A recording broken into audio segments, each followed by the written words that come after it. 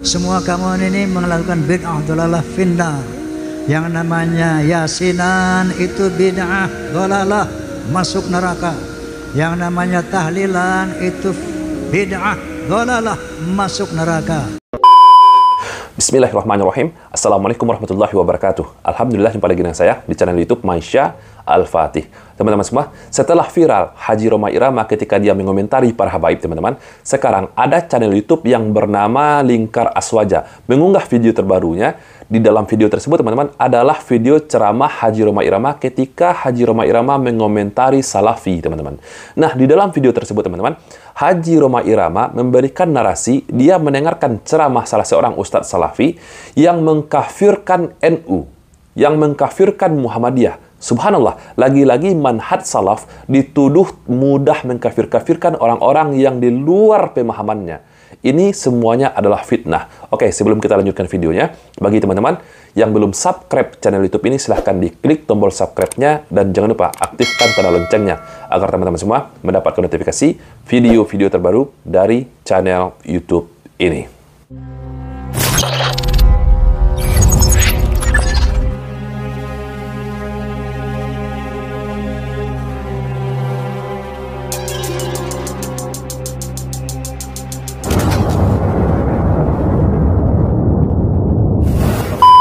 Tahun 2007 saya sedang berkendara sendirian. Waktu itu saya putar radio, insya Allah namanya Radio Roja. Ada ceramah agama di sana. Saya mendengarkan dengan asyik, dengan serius, sambil berkendara. Tiba-tiba saya menjadi terkejut ketika ada kata-kata begini. Itu yang namanya NU kafir, yang namanya Muhammadiyah kafir, bahkan Wali Songo kafir.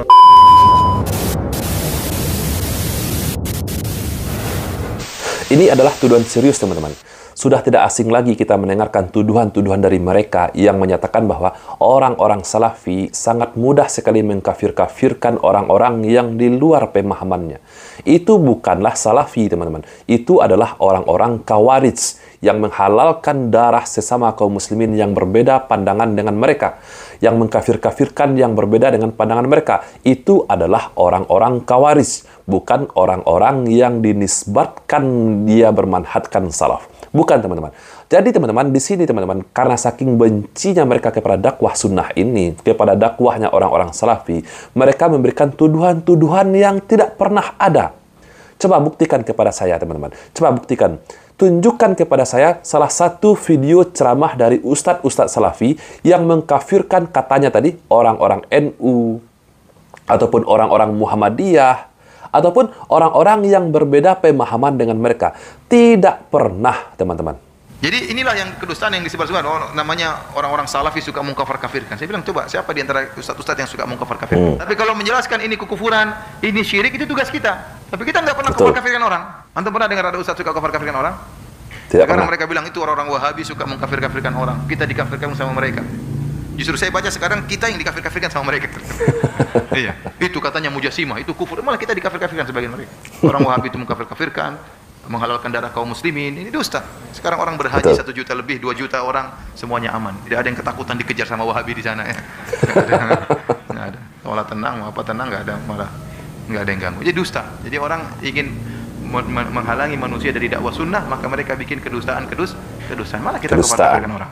Sama halnya dengan penjelasan Ustadz Firanda tadi, teman-teman. Belum pernah saya menemukan ada Ustadz-Ustadz Salafi, misalkan Ustadz Firanda, Ustadz Khalid Basalamah, Ustadz Syafiq Riza, yang mengkafirkan orang-orang di luar pemahaman mereka. Seperti mengkafirkan NU, mengkafirkan Muhammadiyah, tidak pernah. Berbeda cerita ketika menjelaskan suatu amalan. Misalkan amalan ini mengandung kesyirikan, atau amalan ini bisa membuat kita menjadi kufur. Maka ini wajib kita sampaikan, teman-teman. Jadi ustadz-ustadz Salafi tidak akan pernah dia akan mengkafir-kafirkan seseorang, ataupun mengkafirkan kelompok-kelompok tertentu. Jika ada ustadz Salafi yang mudah mengkafir-kafirkan, maka ini adalah golongan Khawarij, bukan golongan Salafi. Jadi kepada Pak Haji Rhoma Irama, hati-hati kalau berbicara, jangan asal tuduh saja. Dia tadi mengatakan dia mendengarkan ceramah dari Radio Roja. Radio Roja ini adalah sebuah situs, teman-teman, sebuah channel yang mendakwahkan salafi kepada umat. Oke, kita lanjutkan lagi, teman-teman. Kita dengarkan lagi ceramahnya Bapak Haji Rhoma Irama ini. Mereka mengatakan bahwa kita ini ahlul bid'ah, ahli bid'ah. Ahlul bid'ah. Bahwa kullu bid'atin dolalah finnar. Semua kamu ini melakukan bid'ah dolalah finnar. Yang namanya yasinan itu bid'ah dolalah, masuk neraka. Yang namanya tahlilan itu bid'ah dolalah, masuk neraka. Yang namanya maulidan bid'ah dolalah, masuk neraka.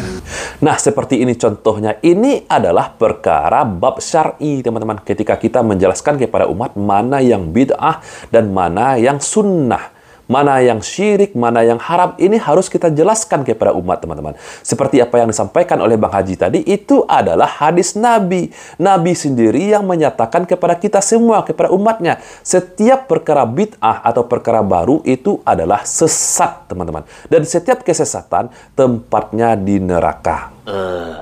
Kalau kita lihat dari segi bahasa, teman-teman, dari ilmu bahasa, bid'ah ini artinya adalah semua perkara baru.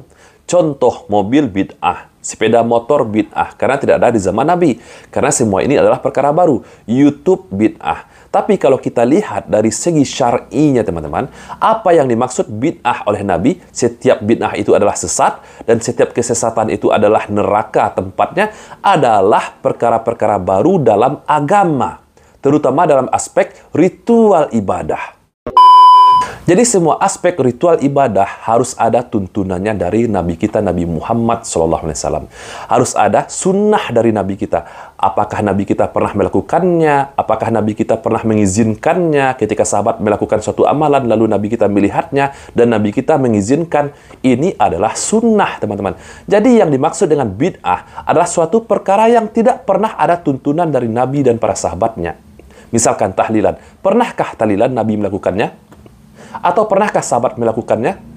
7 hari setelah kematian, 100 hari setelah kematian, 1000 hari setelah kematian, itu tidak pernah dilakukan oleh Nabi dan para sahabatnya. Dan ini adalah perkara ritual, teman-teman.